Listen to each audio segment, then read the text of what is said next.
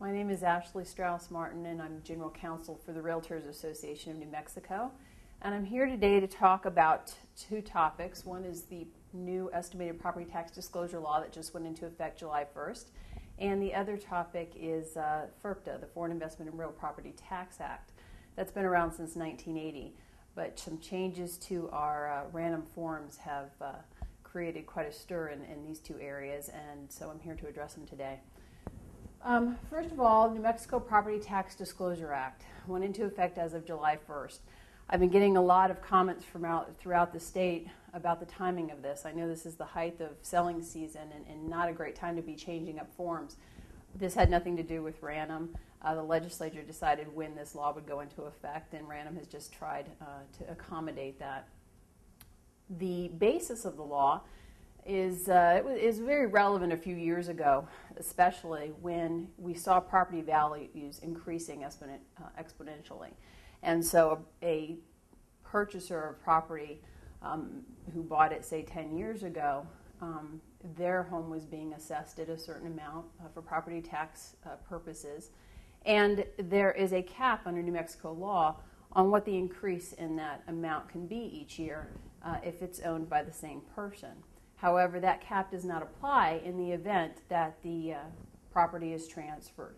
So the new buyer comes in, purchases the property for significantly more money, and believes that their current taxes, the taxes being paid by the current owner, are the taxes they can expect to pay.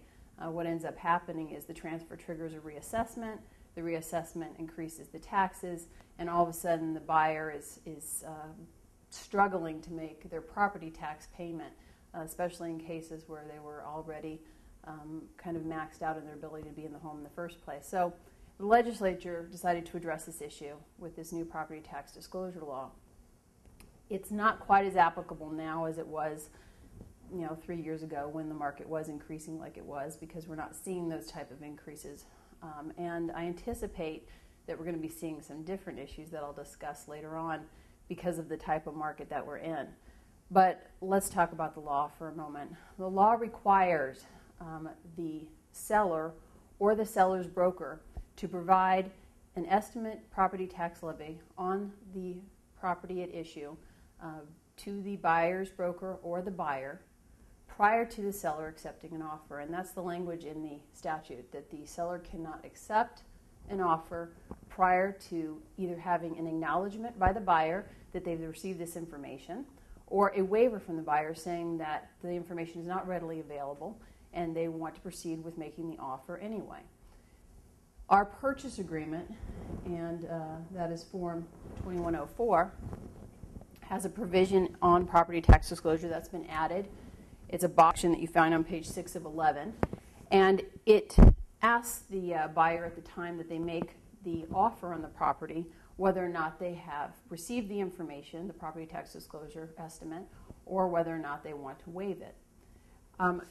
Initially, when this bill was introduced, it required, or it had an element to it that would allow brokers to calculate property taxes themselves and provide that information to their clients.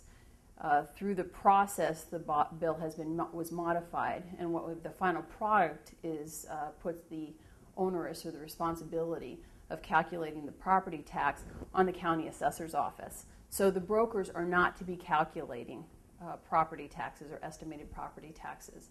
The law specifically says the brokers are to be getting this information from the county assessor's office, and that's what we want to see happening. We don't want brokers calculating property tax.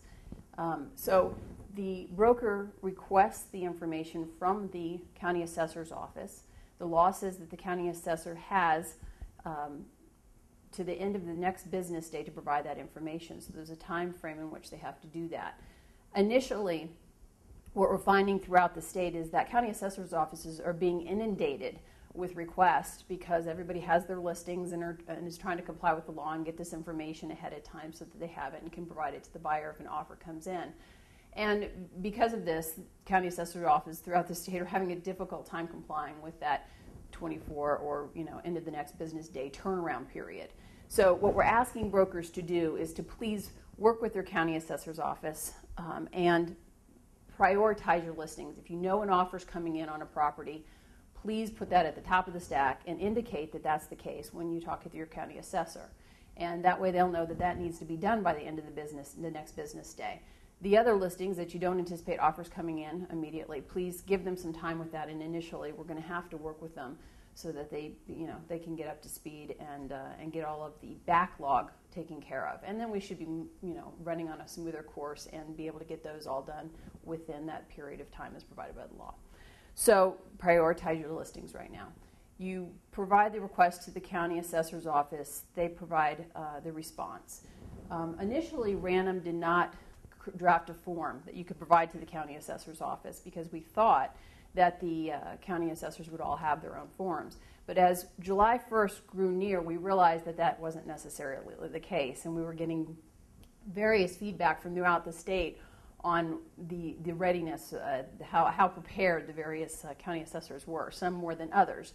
So we went ahead and drafted a form, and that form is number 3225.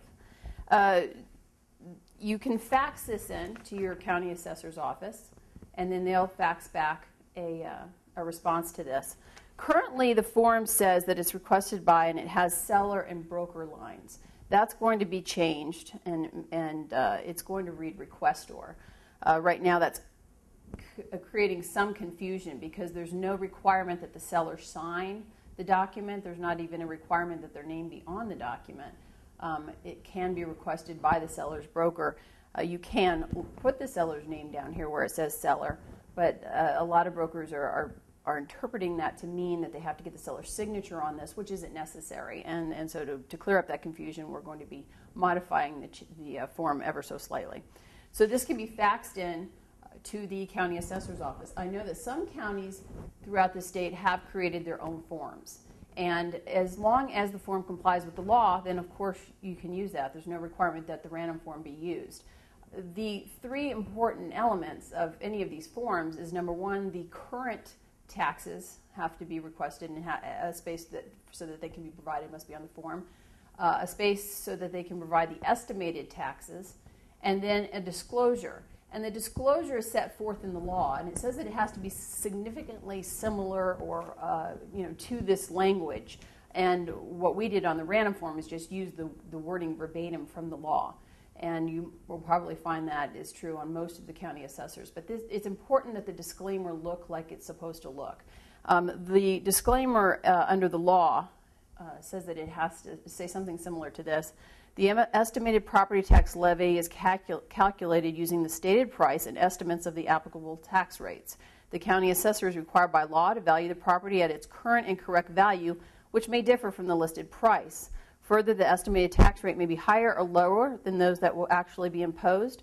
Accordingly, the actual tax levy may be higher or lower than the estimated tax.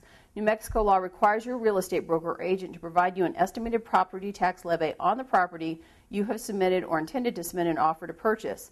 All real estate brokers and agents who have complied with these disclosure requirements shall be immune from suit and liability from suit relating to the estimated property tax levy. So that's the disclaimer, and that's what it needs to look like.